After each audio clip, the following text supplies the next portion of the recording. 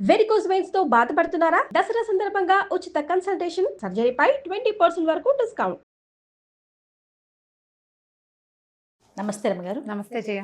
రమ్మగారు, ఏదన్నా సరదా కథ చెప్పండి రమ్మగారు ఒకటి. ఒక ఊళ్ళోనట నలుగురు ఫ్రెండ్స్ ఉండేవాళ్ళు. వీళ్ళకి కొంచెం పర్వాలే, ఆస్తి స్వాస్తి కొంచెం కొంచెం ఉన్నాయి, బాగానే. ఎంతసేపు దొంగ వేషాలు వేసేవాళ్ళు. ఎవరో ఒకళ్ళని మోసం చేయటం, దారైపోయే వాళ్ళని బోల్తా కొట్టించడం, ఎవరినైనా కొంచెం చిన్నగా నాటకం ఆడి వాళ్ళ డబ్బులు లాగేయటం, పేకాటాన్ని మొదలుపెట్టి చివరికి పెద్ద పెద్ద పందాలు పెట్టించి అవతల వాళ్ళ డబ్బంతా ఊడగొట్టేయటం, ఇలాంటివి చాలా చేసేవాళ్ళు. ఆ ఊళ్ళో వాళ్ళంతా బాబోయ్ వీళ్ళతో పళ్ళేని రా అనుకునేవాళ్ళు. అయితే ఎవరో ఒకరిని, ఒక బకరాన్ని వెతుక్కుంటూ ఉండేవాళ్ళు అనమాట. సరే, ఏమనుకున్నారు, మన ఊళ్ళో వాళ్ళందరినీ మనం లైన్లో పెట్టేశాం, కొత్త ఊరు వెళ్ళి ఎక్కడికైనా వెళ్ళి ఏదైనా సంపాదించుకోవాలి, బాగా ఇప్పుడంతా చిన్న చిన్నవి సంపాదనలు బాగా సంపాదించుకోవాలని భావించారు. సరే, ఇంట్లో పెళ్ళాం పిల్లలు అమ్మలు అందరి మెడల్లోవి చెవుల్లోవి అన్నీ తీయించేసి వాటిని డబ్బు చేసుకుని తలా ఒక చిన్న మూట సిద్ధం చేసుకున్నారు. పై ఊళ్ళకి వెళ్ళి బాగా సంపాదించుకొస్తామని చెప్పి బయలుదేరి వెళ్ళారు. నలుగురు ఓ పట్టణానికి చేరారు. ఆ పట్టణంలో ఒక సత్రంలో వాకిట్లో కూర్చుంటే ఒక ఆయన, ఒక పెద్ద మనిషి చక్కగా బట్టలు దాబుగా వేసుకున్నాడు. ఆయన వస్తుంటే వాళ్ళు అట్లా ఆయనకేసి చూస్తున్నారు. రే బాగున్నాడు రోయ్, వీడిని బోల్తా కొట్టించాలి, ఎలాగైనా బోల్తా కొట్టించేసేయాలి అనుకున్నారు. అయితే ఆయన గతుక్కుమన్నాడు వీళ్ళని చూసి. ఒకప్పుడు వీళ్ళ దారైపోయి వాళ్ళని మోసం చేశారు చూడు చాలా మందిని, అందులో ఈయనొకడు. ఆయన తల ఒప్పుకున్నాడు, వీళ్ళ సంగతి చూద్దాం మనం కూడా అని భావించాడు. సరే, ఏమైంది, మీదే ఊరండి, మీదే ఊరు అని మాట్లాడుకున్నారు. ఈ సత్రాల్లో భోజనాలు అయ్యాక ఈ సాయంకాలాలు అనమాట, రాత్రిళ్ళు పడుకుంటారు. పొద్దునే మళ్ళీ లేచి నడవాలి కదా, పాతకాలపు కథలు కదా ఇవి. సరే, రాత్రి పెందరాళ్ళు అంటే కొంచెం 6:30 7 గంటలకు భోజనాలు చేశాక 2 గంటలు కబుర్లు చెప్పుకుంటారు. అంతా ఓ చోట చేరితే మీదే ఊరు ఇవి ఏవో మాట్లాడుకున్నాక కాలక్షేపం కావటం లేదు. ఏవైనా వెరైటీగా కథలు చెప్పుకుందామా, మనం పందెం వేసుకుంటే బాగుంటుంది, కథలు కాకుండా పందాలు అన్నారు. ఈయన అన్నాడు, అలాగేనండి, ఏ పందానికైనా నేను రెడీ నేను అన్నాడు. అన్నాక ఏమన్నారు, ఇప్పుడు పందెం వేసుకున్నాం, మీరు నేను పందెం వేసుకుంటే మధ్యవర్తి ఒకడు ఉండద్దు అన్నారు. సరే, ఆ సత్రం యజమాని ఆ ఊరి మున్సబు కూడా, వీళ్ళు ఏ ఊరైతే వెళ్ళారో ఆ ఊరి మున్సబు ఆయన సత్రం అధికారి అనమాట. ఆయన పెడదాము మధ్యవర్తిగానే ఆయన కూర్చోబెట్టారు. వీళ్ళు నలుగురు ఏం చెప్పారంటే, ఒకటి చెప్పాడు, మేము 4 కథలు చెప్తాం, కథని కాదనకూడదు, మధ్యలో అడ్డం రాకూడదు, కావాలంటే మీరు కూడా ఓ కథ చెప్పచ్చు, కాదన లేకుండా చెయ్యాలి, కాదు అంటే మీరు మాకు డబ్బు ఇవ్వాలి, అవును అంటే వాళ్ళు ఏదంటే దానికి ఒప్పుకోవాలి కదా. ఇలా కుదిర్చారు. సరే, మొట్టమొదటి వాడు ఒక కథ చెప్పాడు. నాకు 2 నెలల వయసు అప్పుడు ఓసారి నేను చింత చెట్టు ఎక్కా. చింత చెట్టు మీద నుంచి పైనుంచి కిందకి చూస్తుంటే ఒక పులి వెళ్తుంది. నేనేం చేశానంటే, చింతకాయలు కోసి 2 నెలల పిల్లాడు చింతకాయలు కోసి ఆ పులి వస్తుంది కదా, దాన్ని ఠపామని కొట్టి అది ఢామని చచ్చిపోయింది. అంటే భలే బాగుంది కథ అన్నాడు ఈయన. చింత చెట్టు ఎక్కితేవా 2 నెలల పిల్లాడివి అనలా, చింతకాయ వేసి కొడితే పులి చచ్చిపోతే భలే చెప్పావాయి కదా అనలేదు, అనకూడదు అంటే కష్టం. సరే, రెండో వాడు చెప్పాడు, మా చిన్నప్పుడు మా తాత నేరేడు చెట్టు మీద కూర్చుని కాయలు కింద పడేస్తే పనస పళ్ళంత నేరేడు పళ్ళు బంగారపు రంగులో పడేవి. పనస పళ్ళు నేరేడు చెట్టు మీద నుంచి నేరేడు కాయకు వస్తే అది పనస పండంతా ఉండటం, బంగారపు రంగులో ఉండటం. నేరేడు అని ఎందుకంటే నేరేడు రంగులో ఉంటాయి కాబట్టి మా తాత అట్లా చేసేవాడు. అసలు మా తాత చేసినంత గొప్ప పనులు ఇంకెవ్వరూ చేయలేదు. ఆయన ఏ చెట్టు ఎక్కినా బంగారపు రంగు పళ్ళు కోసేసేవాడు. చెట్టు ఎక్కడం ఆలస్యం, ఆ బంగారం అంతా మా ఇంటి నిండా బంగారమే. ఆ బంగారం ఒకసారి ఈయన మా ఇంటికి వచ్చినప్పుడు, మన ఎదురుగుండా ఉన్నాడే పెద్ద మనిషి, కొన్ని బంగారపు గింజలు ఈయనకు కూడా ఇచ్చా అన్నాడు. అనేసరికల్లా ఇప్పుడు అవునన్నాలా, నాకెప్పుడు ఇచ్చావు అంటే ఓడిపోయినట్టు, అవును అంటే బంగారపు గింజలు వెనక్కి ఇవ్వాలి. ఓహో, బాగుంది. మొదటివాడు ఊరికే కథ చెప్పి ఊరుకున్నాడు, రెండో వాడు ఈయన ఇరికించడానికి చూస్తున్నాడు. సరే, బాగుంది, శభాష్, చాలా బాగా చెప్పారన్నారు. ఆగిద్ది. 4 5 చెప్పాలి కదా, అప్పుడు కదా ఒకళ్ళనొకళ్ళు ప్రూవ్ చేసుకునేది. మూడో వాడు ఏం చెప్పాడంటే, ఒకరోజు నేను అలా వ్యాహ్యాళ్ళకి వెళ్తుంటే ఒక పెద్ద పులి వచ్చింది. దాన్ని చెవులు పట్టుకుని కుందేళ్ళని విసిరినట్టు విసిరా. అది కుందేలాగా వెళ్ళి పొదల పడింది. అప్పుడు ఆ కుందేలు మాంసం కోసం నేను పొదలోకి చేయబెట్టి కుందేలుని తీసి కాల్చాను. కాలిస్తే దాన్ని కాల్చి దాన్ని నేను అమ్మితే నాకు 1000 వరహాలు వచ్చినాయి. అందులో 500 ఈ పెద్ద మనిషికి ఇచ్చా. మా వాకిట్లోకి ఈయన వచ్చినప్పుడు. అయిపోయింది కథ. శభాష్, బాగుంది. 4వ వాడు చెప్పాడు కథ. 4వ వాడు ఏం చెప్పాడంటే, నేను చేపల వేటకు వెళ్ళాను. చేపల వేటకి వలేసా. వలేస్తే ఒక పెద్ద చేప పడింది వలలో. చాలా పెద్దది. ఎంత పెద్దదో. ఆ పెద్ద చేపను అతి కష్టం మీద బయటికి తీసుకొస్తే దాని పొట్ట చీరితే అందులో ముత్యాలు, రత్నాలు, వజ్రాలు, వైఢూర్యాలు అవన్నీ ఈయన మా వాకిట్లోకి వస్తే ఈయనకు అమ్మడానికి ప్రయత్నించాను. ఈయన అవన్నీ తీసుకున్నాడు, కానీ నాకు డబ్బు ఇవ్వాల. నా అంత చేపల వేటగాడు ఎవ్వరూ లేరని ఈయన నాకు కితాబిచ్చాడు మా ఊళ్ళో. కానీ డబ్బు ఇవ్వాల. కానీ నాకు డబ్బులు ఇవ్వలేదు. ఆ డబ్బుల వసూలు కోసమే నేను ఈ ఊరు వచ్చాను. ఏమంటారు అన్నాడు.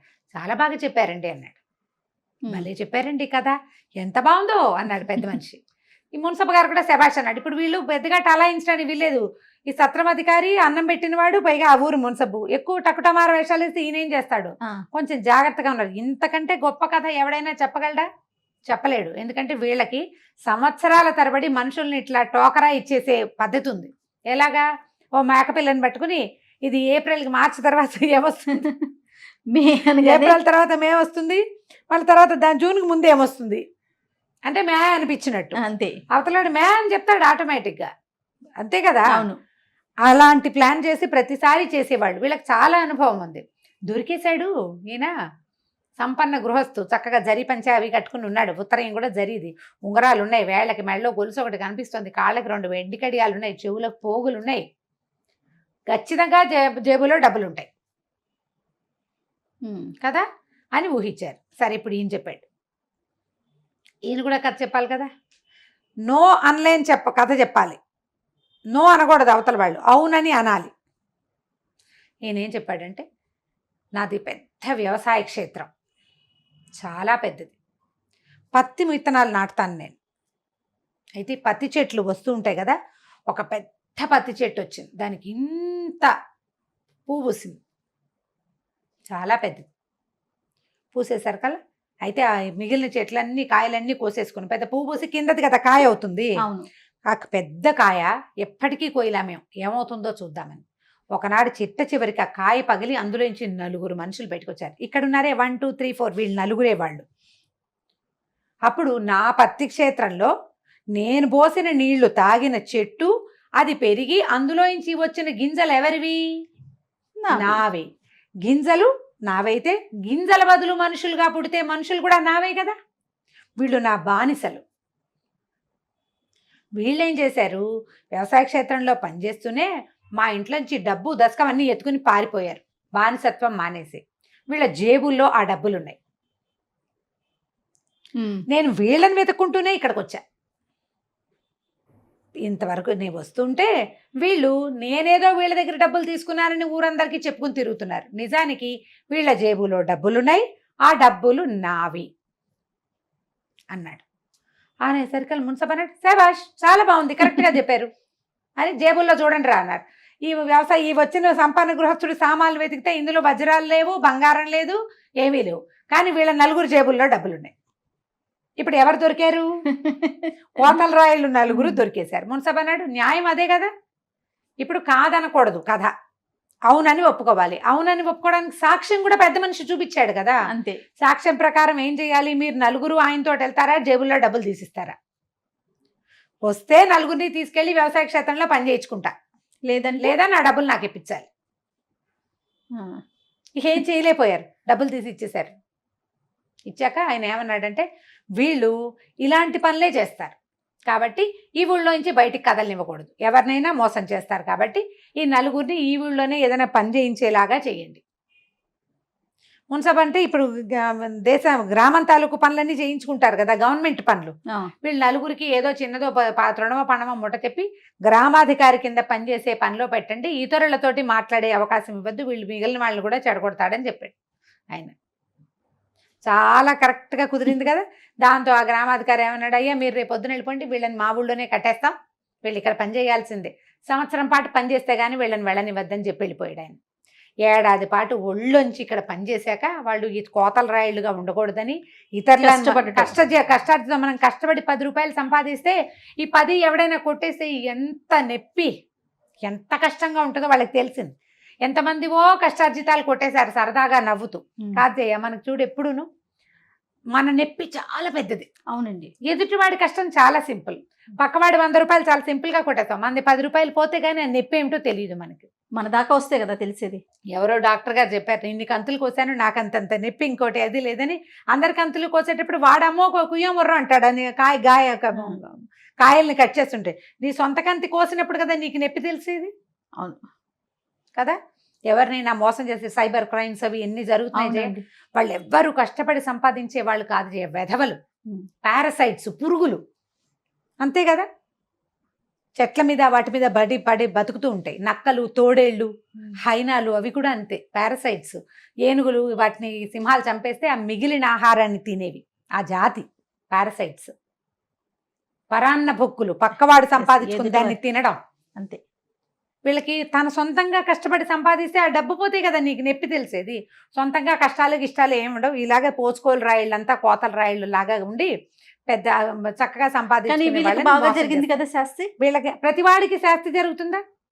జరగకపోతుంది. ఎప్పుడో జరిగితే జరుగుతుంది. ఆ జరిగేది ఏమిటి, నువ్వు జైలు శిక్షో మరణమో సంభవిస్తుంది అంతే.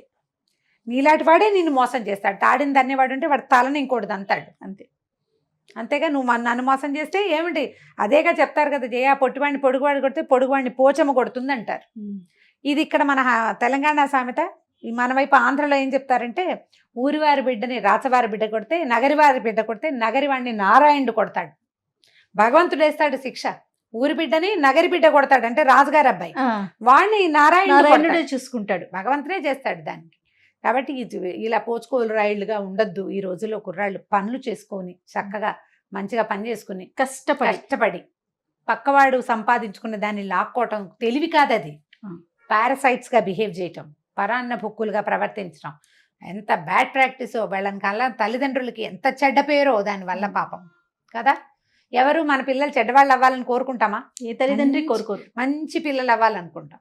ఇలా దుర్మార్గులుగా ప్రవర్తిస్తే ఎట్లా మరి? చూడు కథ ఎంత బాగుందో కదా. కథ బాగుంది. తెలుగులో ఉన్న అన్ని తిట్లు తిట్టారు మీరు. నిజం రామ్ గారు కదా. నిజంగా పిల్లలకి చెప్పాల్సిన కథ చాలా బాగుందండి. నమస్తే. నమస్తే.